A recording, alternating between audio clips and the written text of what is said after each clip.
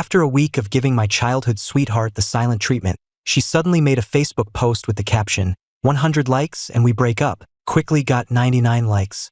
I knew Chloe was waiting for me to go over, sweet talk her, admit I was wrong, and apologize to win her back, just like the last 8 times. But this time, I was just too tired.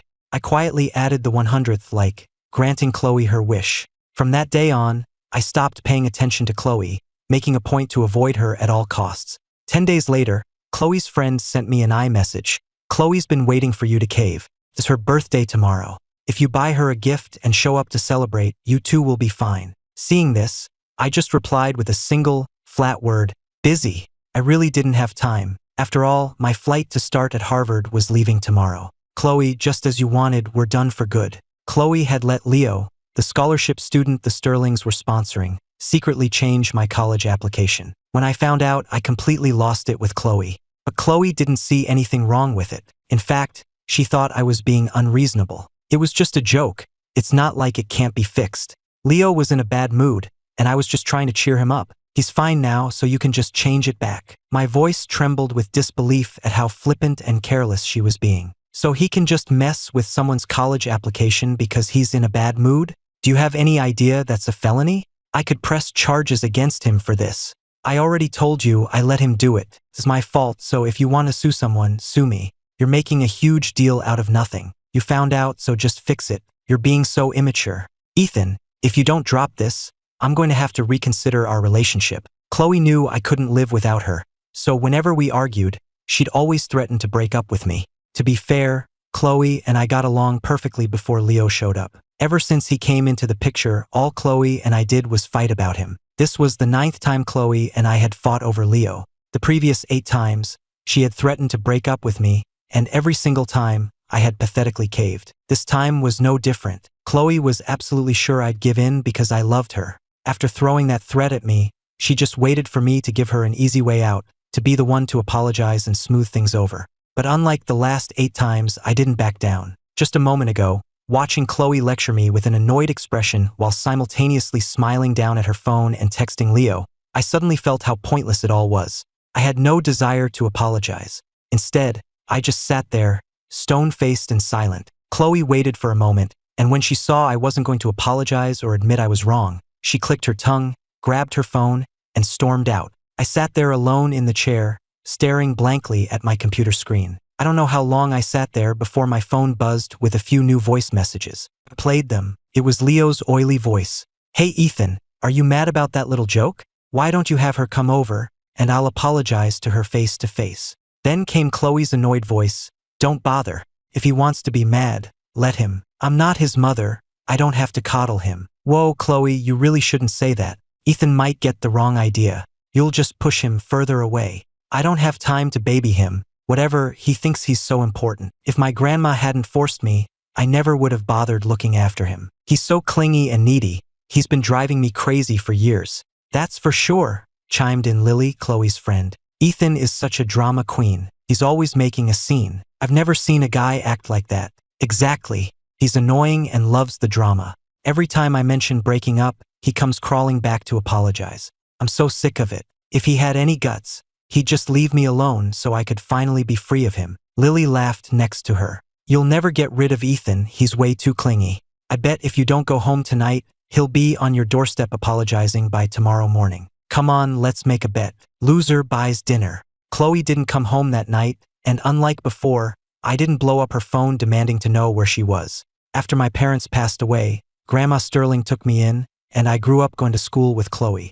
Chloe always looked out for me. If I ever got bullied at school, she was always the first one to step in. Chloe and I went to the same schools from elementary all the way through high school. I've lived with the Sterlings since I was 8, spending 10 years by Chloe's side. She remembered I was prone to getting hurt playing sports, so she always kept bandages and antiseptic cream on hand for me. She would wash my jerseys for me. We were inseparable, practically joined at the hip. Because of this, everyone joked that I was being raised to be her future husband, and Chloe never denied it. After 10 years together, I had gotten so used to Chloe being a part of my life that I truly believed I couldn't live without her. I was always dreaming about our future together.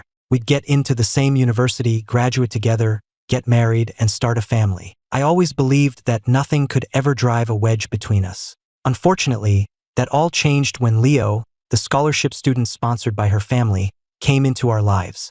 Leo approached the Sterling family during our junior year of high school. His father was sick and needed $1 million for medical bills. Leo came to the Sterlings for help, kneeling in front of Grandma Sterling and begging her to save his father. $1 million was nothing to the Sterlings, and Grandma Sterling, being a very kind woman, agreed to help. Leo's father got the treatment he needed. Seeing how pitiful, hardworking, and devoted Leo was, Grandma Sterling also arranged for him to transfer to our school and gave him and his father a house to live in, free of charge. Chloe and I both knew his story and felt very sorry for him. We would go to the hospital together to visit his father, and we'd both help him with his homework. The three of us got along fine until one day. I was dropping off some soup our housekeeper had made for Leo's father when I overheard him talking to his dad from outside the hospital room. His father asked, "Have you made any progress with Miss Sterling?" "Yes, Chloe really likes me.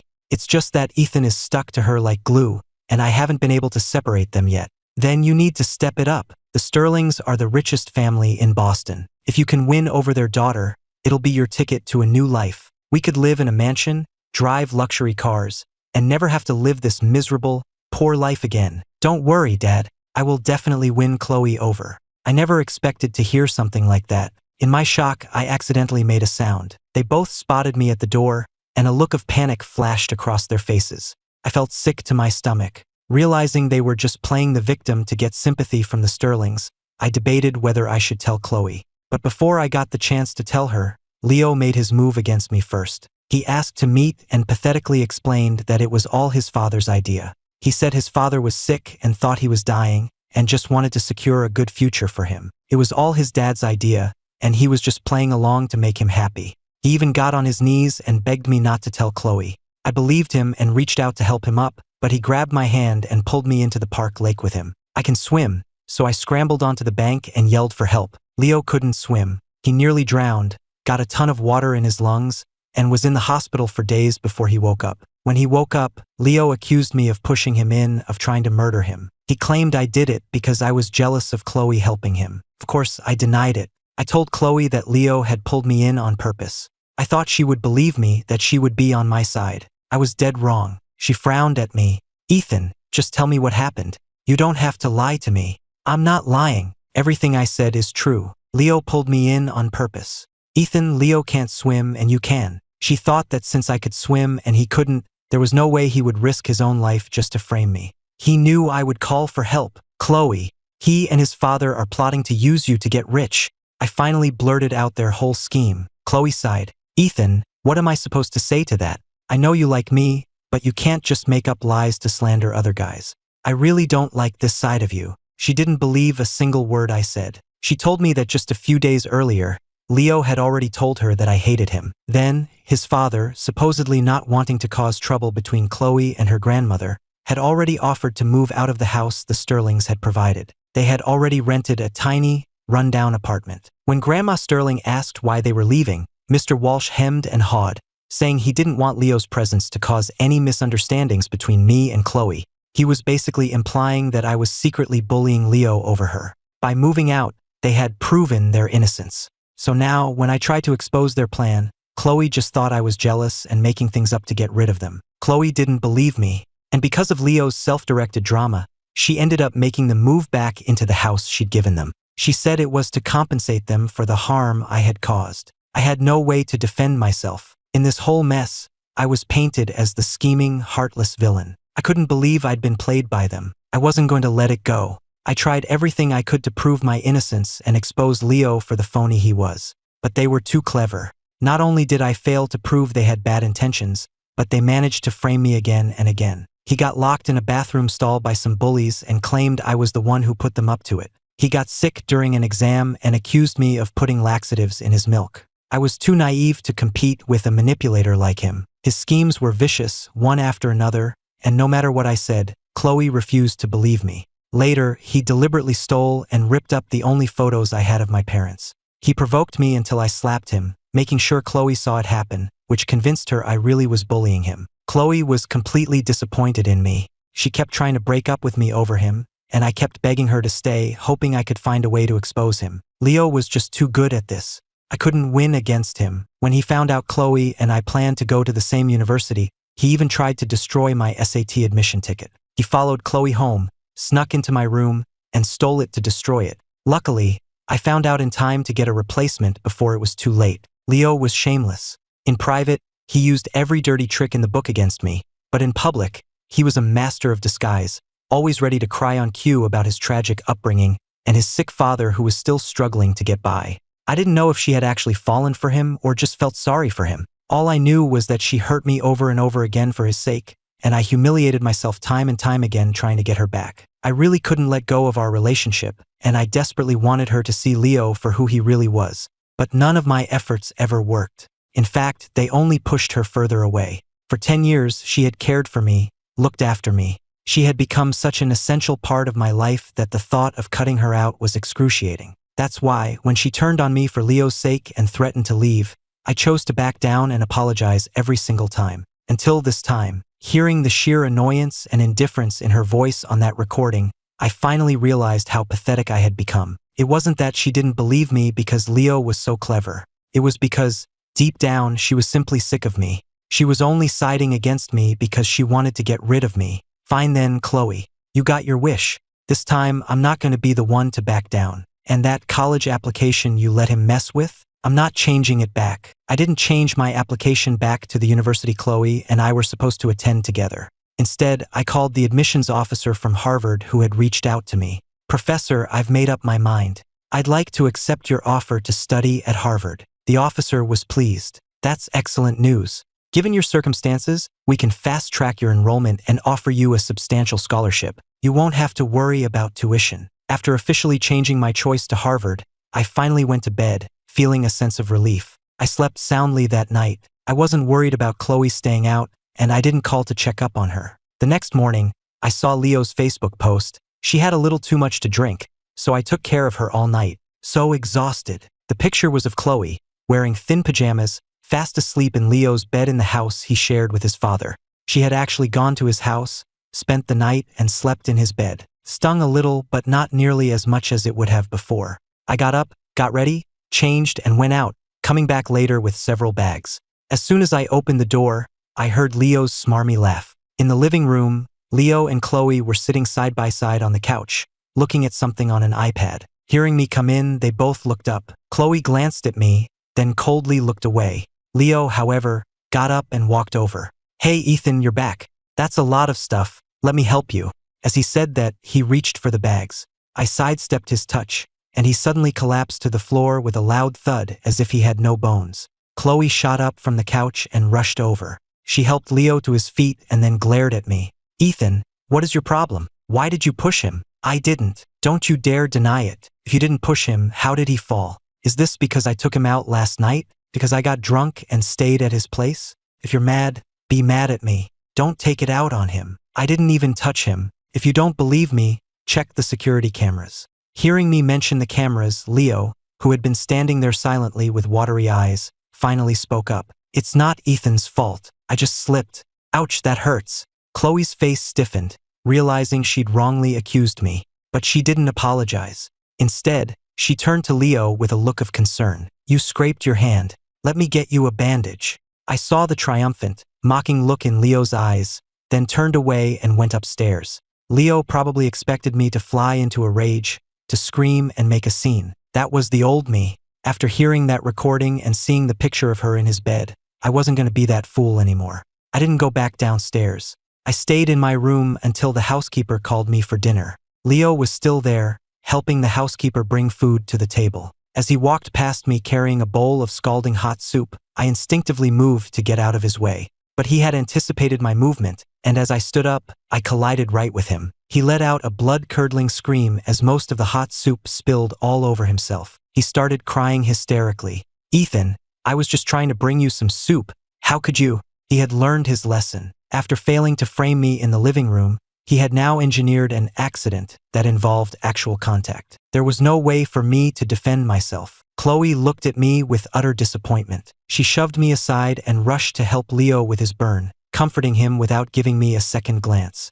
She didn't notice that some of the soup had splashed on me too, burning my arm. She didn't notice that when she shoved me, I fell and scraped my knee and back. The scrapes and the burn stung, but it was nothing compared to the ache in my chest. Finally, Chloe emerged with Leo, his arms slathered in burn cream. She looked at me coldly and commanded, "Apologize." I looked up and met her eyes. After 10 years of being inseparable, of depending on each other, I couldn't see a single trace of affection or concern in her expression. There was only disgust and coldness. She warned me, enunciating every word, "Leo is being the bigger person and won't press this. If you just apologize now, we can put this behind us." "And what if I say no? Ethan, are you testing me?" Her voice grew sharp. "If you don't want to break up, you'd better apologize right now." She once promised we'd be together forever, and now she was using our relationship as a bargaining chip for someone else. She was so certain I couldn't leave her, so sure I would back down and apologize. Only this time, she was completely wrong.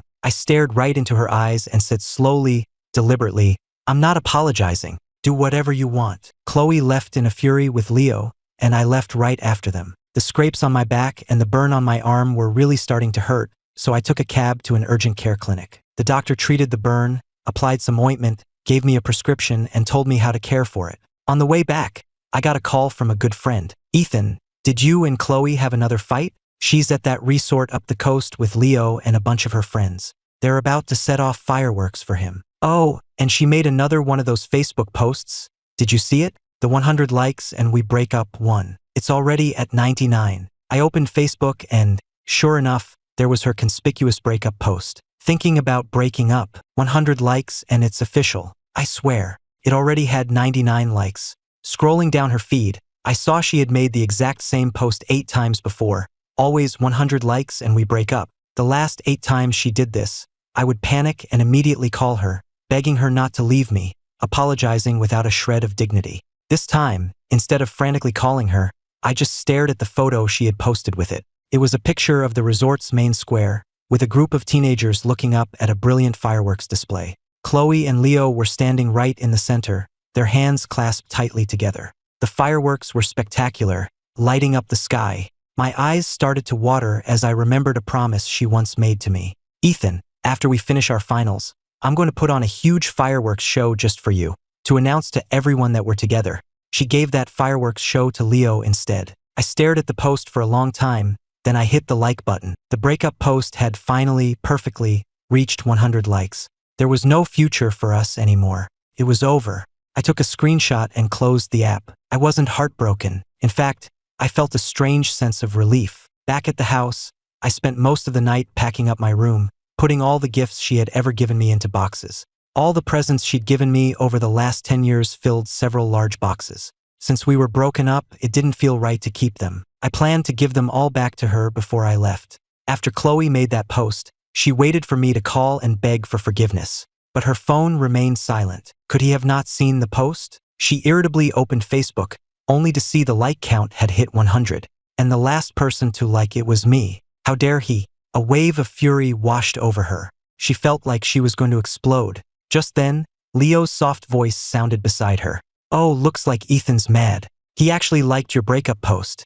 Her friends immediately checked their phones. It was exactly 100 likes, no more, no less. And I was the last one. Everyone exchanged glances, looking at Chloe's furious expression. A few people quickly unliked the post, and the like count instantly dropped by half. But Chloe felt a knot of anger stuck in her chest, tight and suffocating. How dare he? He had really let her down. She had given him an out. All he had to do was take it, just like the last 8 times. Call her, apologize, and it would all be over. She could have forgiven him for the incident with Leo. She would have even invited him to come, to put on an even bigger fireworks show just for him. After all, she remembered her promise to me. She was supposed to put on an incredible fireworks display for me after graduation to declare her love. But now, instead of taking the hint, he had provoked her by liking the post. Did he really want to break up? He was an orphan. He'd been living in her house for 10 years. If they broke up, where would he even go? Chloe was absolutely certain I wouldn't leave her. She saw my action as nothing more than a challenge to her pride. If she didn't teach me a lesson, I wouldn't behave. Chloe decided to give me the silent treatment for a while longer, to make me realize my mistake. She didn't go home that night or the next or the one after that. she took Leo on a trip. Leo's Facebook feed was flooded with dozens of posts a day, all pictures of him and Chloe on their vacation. They were strolling through historic towns, hiking to scenic overlooks, visiting night markets, and sharing milkshakes. There was even a picture of them bungee jumping, clinging to each other as they leaped from the platform. Leo's caption read, "My heart beats only for you in this moment."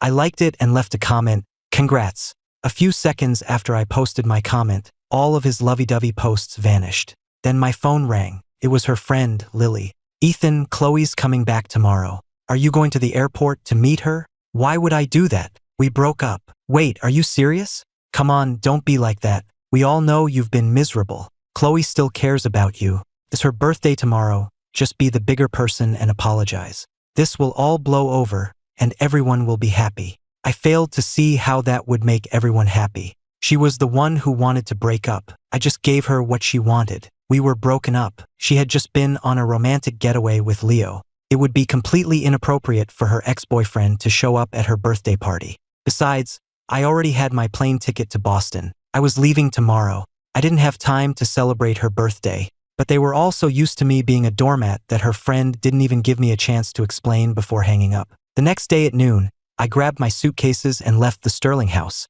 the only home I'd known for 10 years, and headed for the airport. After checking my bags, I was heading to the counter to get my boarding pass when I ran into Lily. As soon as she saw me, she rushed over. "Ethan, you came to pick up Chloe, didn't you?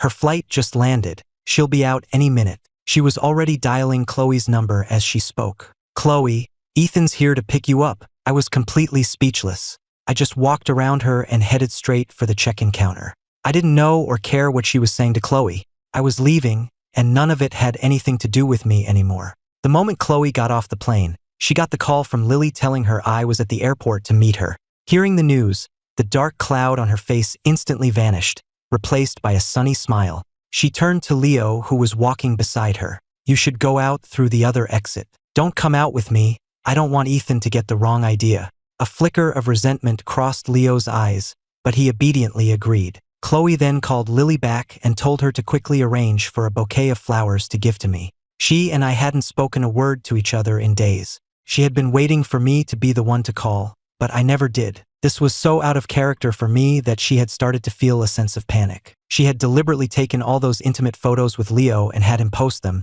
hoping I would see them, get jealous, and call her to start a fight. But when she posted the bungee jumping picture, the only reaction she got from me, after days of silence, was a comment congratulating them. Chloe was furious. She made Leo delete all of his posts. She lost all interest in using the trip to provoke me. She booked the next flight home and had Lily call to remind me it was her birthday and that I should come pick her up. On the flight home, she couldn't shake the feeling that something had slipped from her control. It wasn't until she got Lily's call after landing that she finally felt a sense of relief. The past few days without me had been unbearable. She swore to herself this would be the last time, that she would never treat me like this again. Chloe came out through the VIP exit, took the expensive bouquet of roses from Lily, and started looking around for me. But I was nowhere to be seen. She tried calling me, but the line was busy.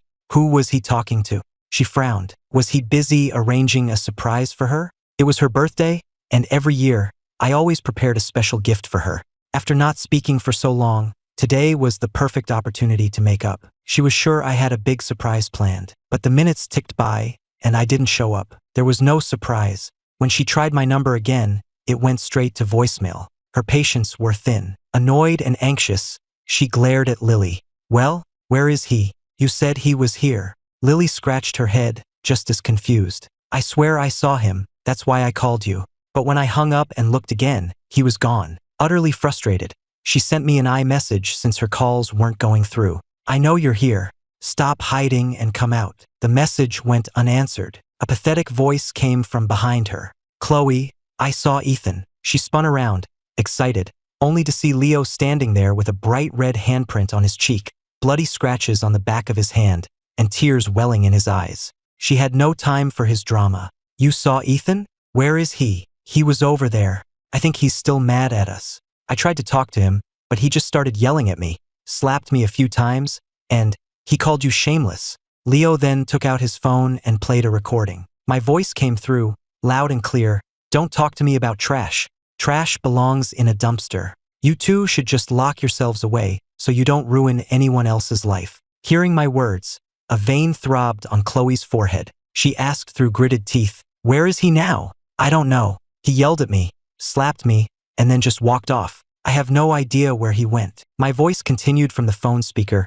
"I'm a bit of a clean freak, and I can't stand filth. Since Chloe's already slept with him, they should just get married and make it official. Just don't ever come near me again." The vein on her forehead pulsed. She threw the bouquet of roses to the ground, stomped on them furiously, and stormed out of the airport. I couldn't believe I'd run into that disgusting creep Leo on my way out. He had blocked my path and started provoking me. "You've got some nerve, Ethan. After everything, you still come crawling back to try and make up with her." I was floored. "What makes you think I'm here to make up with her? Then what are you doing at the airport? Still trying to act tough? You know, everyone's been betting on how long you'd keep this up. She made that post, it got 100 likes, and you're still shamelessly chasing after her. You're the most pathetic guy I've ever met. Let me tell you something. Chloe and I have been together constantly. We eat together, we sleep together, we're inseparable. She told me she never had any real feelings for you, that she only stayed with you because she felt obligated." Hearing his words,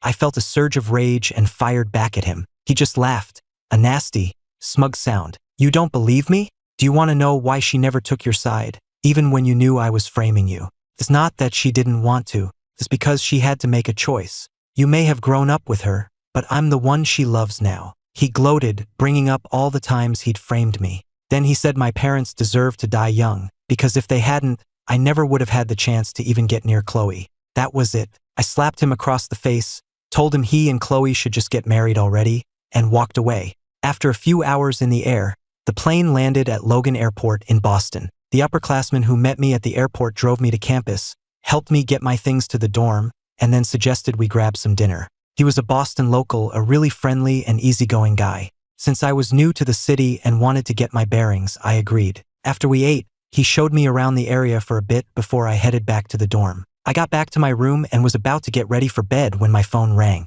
It was Lily, Chloe's friend. I ignored it. She called again, relentlessly. I finally answered, annoyed. "What do you want?" "Ethan, you need to come over right now. Chloe's waiting for you at her birthday party. Chloe and I are broken up. Why on earth would her ex-boyfriend show up to her birthday party?" Lily was so stunned she started to stammer. "Wait, what? When did you break up? I thought the deal was 100 likes? Her post doesn't have 100 likes anymore." "Who says it didn't? I've got the screenshot," I said, my patience gone. "Exes are supposed to disappear from each other's lives. Please don't call me about her again. I don't care." Right before I hung up, I thought I heard a sharp gasp on the other end, followed by a loud crash, like something shattering. Not my problem. I put my phone down and went to take a shower. When I got out, I saw she had sent me a video. It showed Chloe and Leo, who was dressed up in a suit, surrounded by a crowd of people. They were staring into each other's eyes while everyone chanted, "Kiss! Kiss!" Lily sent a text right after, "Ethan, if you don't get here now, they're actually going to kiss." They'd already slept together. What was a kiss? I ignored her message, turned off my phone to make sure I wouldn't be disturbed again, and went to sleep. Chloe's birthday party was a huge affair, held at the most exclusive club in Boston. The guest list was a who's who of her social circle, and everyone came bearing expensive gifts. Chloe sat on a couch, looking less than thrilled. She showed little interest in the presents and seemed bored while making small talk. Next to her sat Leo, dressed up in a tailored suit, looking slick. He kept trying to chat her up with his smooth lines, but she was giving him the cold shoulder, her eyes glued to the door of the room, waiting. Leo was seething internally. Others might not have known what was going on, but he did. She was waiting for Ethan to show up. He had already played her that edited recording of my words, taken completely out of context. A person as proud as Chloe shouldn't have been holding out any hope for me. And yet, here she was, distracted, still waiting for me to arrive. Leo prayed that I wouldn't show up. Maybe his prayers were answered, because I, the guy who was supposed to be hopelessly devoted to her, never appeared. The minutes ticked by. Chloe checked her watch again and again. Finally, after 4 hours of waiting, she said flatly, "Let's just start. Ethan's not here yet. Should we call him?" "He's never missed your birthday before," Lily suggested. Chloe gave a silent nod. Lily immediately called my number. Took a few tries before I picked up. My cold, dismissive conversation with her was heard by everyone in the room. I said we were broken up and that we should stay out of each other's lives for good. Leo was thrilled to hear it. Chloe furiously kicked over a pyramid of expensive wine bottles that had been arranged to spell out happy birthday,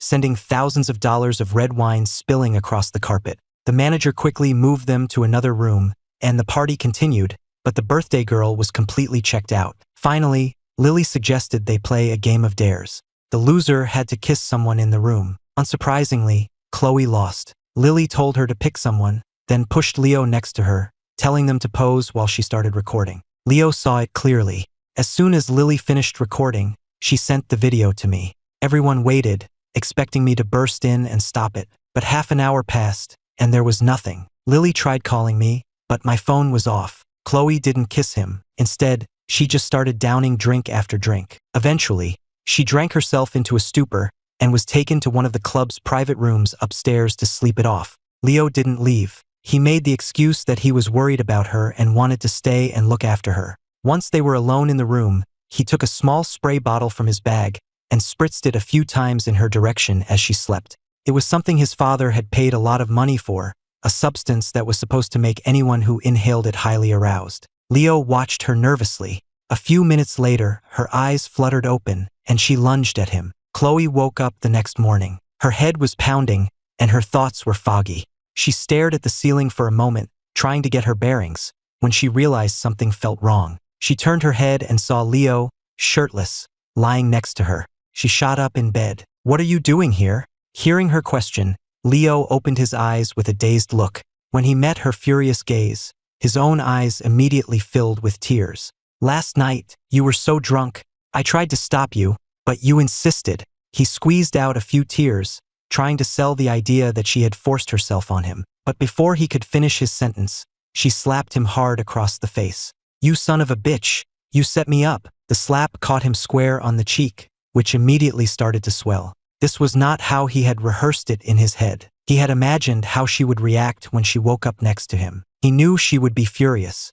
He figured she would assume she had gotten drunk and done something stupid, and his plan was to play the innocent victim. So he started his performance, just as his father had instructed. He expected her to ask for details, not to just slap him without a word. She didn't just slap him, she grabbed a handful of his hair. "Did you use something on me, you bastard?" He shook his head frantically. "No, I swear. Have you looked in a mirror? You really think I'd ever sleep with someone who looks like you?" She was absolutely livid. She and I had promised each other that we would be each other's first. That's why, no matter how much Leo had tried to flirt with her or seduce her, she had always kept her distance. She knew he had a thing for her, and she enjoyed the way he doted on her, waiting on her hand and foot like a servant. She had even thought that once she and I were officially settled, if Leo was still obsessed with her, she might not mind giving him a little attention. But she refused to believe she would ever willingly sleep with a creep like him. There was only one explanation. He must have used some kind of dirty trick on her.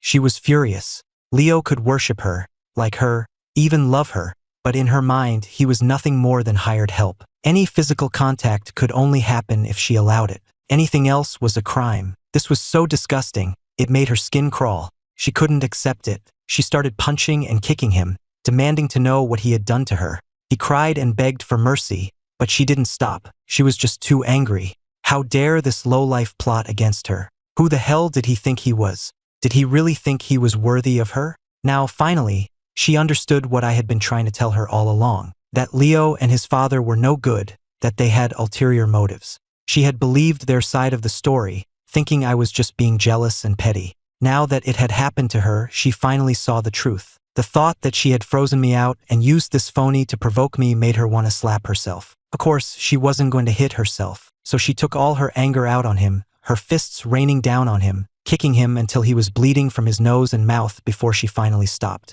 But it wasn't over. She angrily called Lily. "That bastard Leo set me up. He actually dared to set me up. I'm going to kill him." Lily, woken from a deep sleep, gasped when she heard what happened. "How could that happen? What are you going to do? Ethan can never find out about this. If he finds out I slept with Leo, he'll never forgive me. We have to bury this, you understand?" She finished, then looked down at Leo, who was crumpled on the floor. "If Ethan ever hears about this, you and your father are both dead." A shiver went down his spine, and he nodded frantically.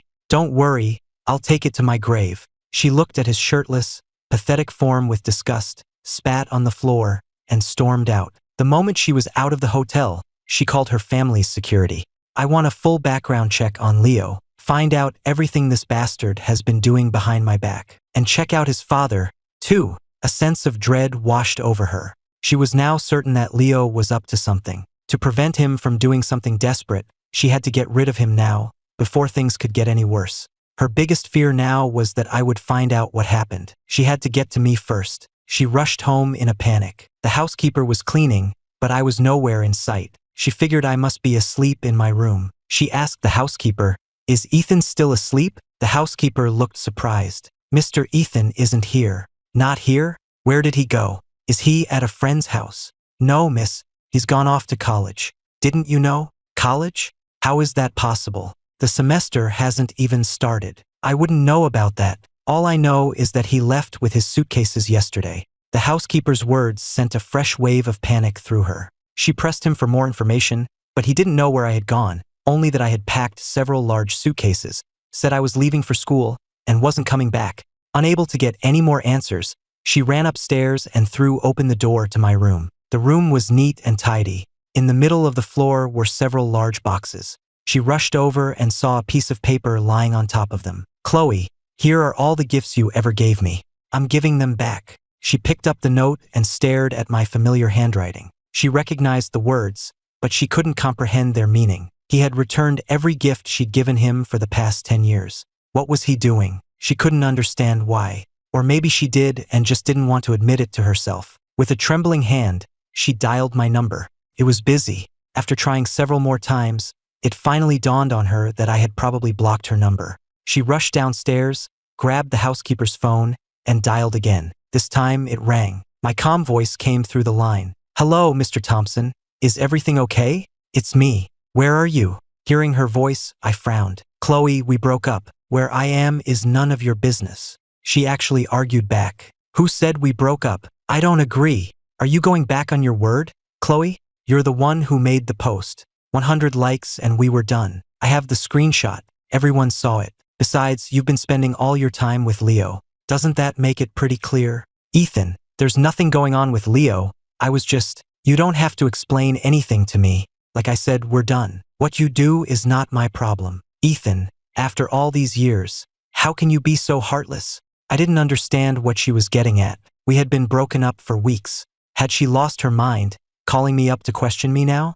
I was losing my patience. I didn't think there was anything left for us to talk about. After she treated our promises like a joke, like something to be used to entertain Leo, what right did she have to question me? Nobody forced her to choose him. When she pushed me over for him, when she made that post for him, when she went on vacation with him, did she really think I would just be waiting for her with no self-respect at all? She thought way too much of herself and way too little of me. "Chloe, you made your choice.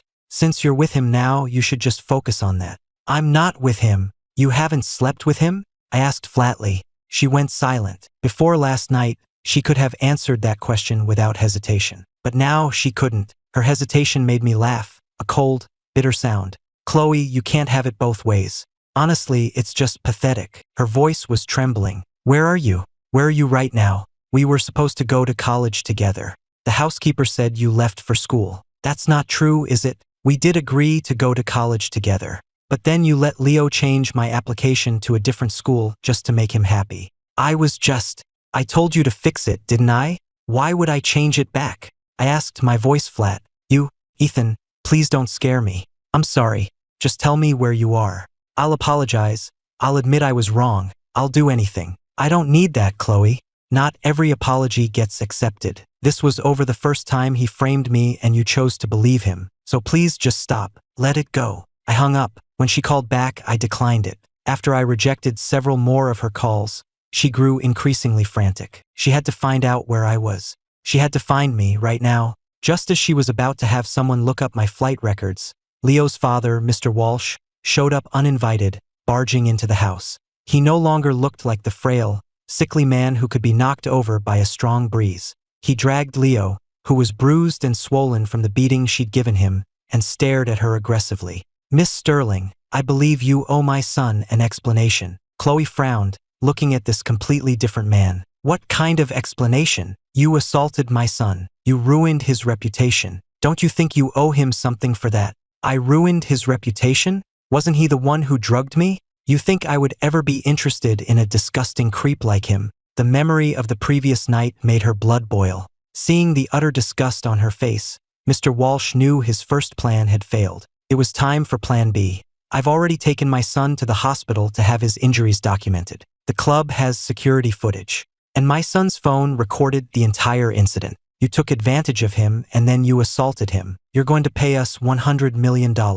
Chloe gave them a cold stare and simply had her security throw them out. She didn't have time for them right now. She knew perfectly well that he had set her up, and she had already had her people looking into it since that morning. The Sterling family's connections were extensive. It didn't take them long to find the person who sold Mr. Walsh the drug and have them arrested. Both father and son were arrested on multiple charges, including blackmail, purchasing a controlled substance, and sexual assault. They were going to face the full extent of the law. I saw Chloe again 6 months into my first semester at Harvard. She seemed like a completely different person. She apologized for everything, and I accepted her apology, but I had no intention of letting her back into my life. A decade of history, destroyed by a guy she had known for less than a year. No matter how much she swore she would make it up to me, I couldn't believe her anymore. I learned that you can't trust anyone unconditionally in this world. The only person who can save you is yourself. That was a lesson I had to learn the hard way. So now I was focused on my studies at Harvard, supported by a generous scholarship and nothing else. I had no desire to get back together with Chloe, and I wasn't interested in finding a new girlfriend. My only goal was to study, and study some more. Girls can betray you, friends can betray you, but your education never will. What you learn is yours for life.